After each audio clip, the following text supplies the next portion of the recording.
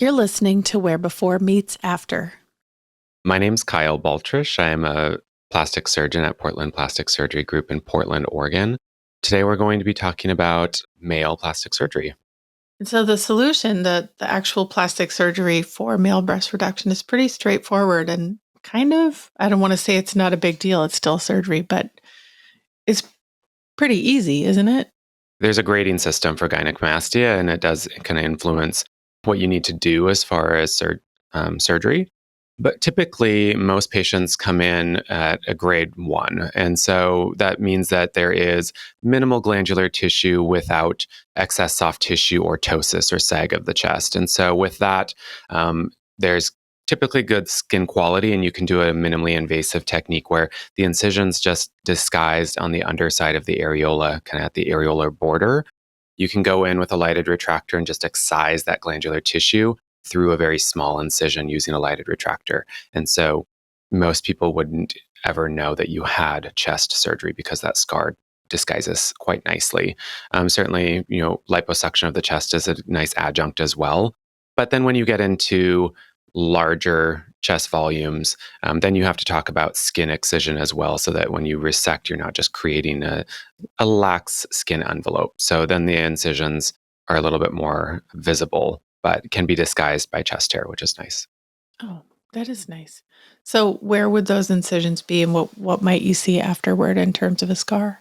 If there's minimal or minimal to moderate glandular tissue with some excess soft tissue or kind of a larger skin envelope, you can do techniques that are like a bat wing, meaning you're just kind of wedging a little bit out around the nipple areolar complex, and then kind of pulling that nipple areolar complex up onto the chest wall, because ultimately when things retract or rebound, you want that nipple areolar complex to be above the pec border.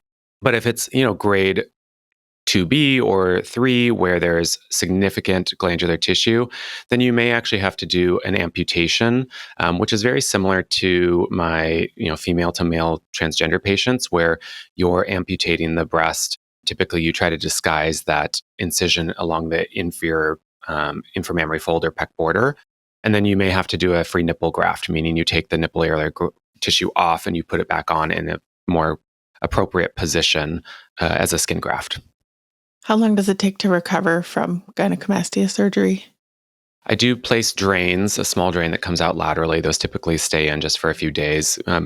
Even though it can maybe a minimal amount of tissue, it often at rest expands a greater distance. And so we're creating a dead space that the drains do stay in for probably 3 to 5 days. And then I have patients wear a chest compression garment.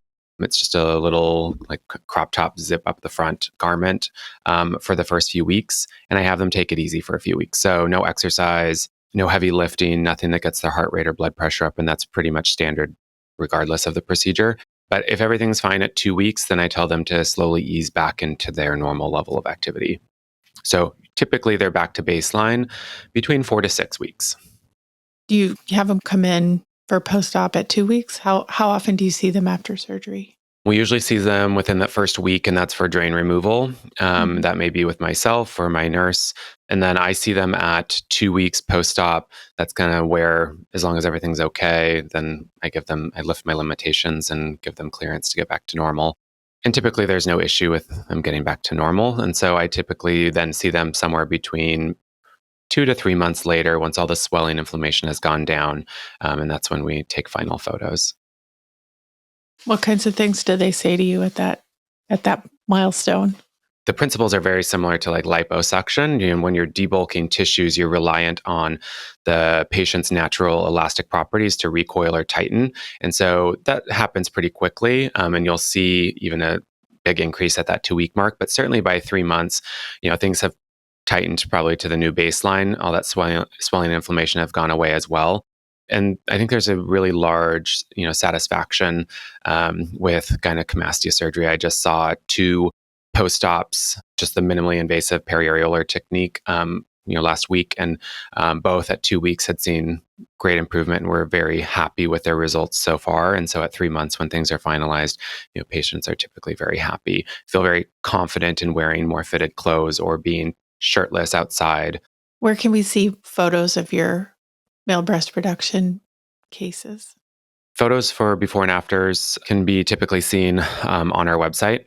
Also in office. So if patients come in, seeking consultation to discuss it, oftentimes we have photos on our laptops where we can show, or on the computer screens in the rooms that can show before and afters. Not all patients give us consent to put their photos on our website. And so there are others available at the office. Excellent. Thanks for listening. I'm your host, Eva Shea. Follow the show and submit questions for our experts at wherebeforemeetsafter.com. Where Before Meets After is a production of The Axis.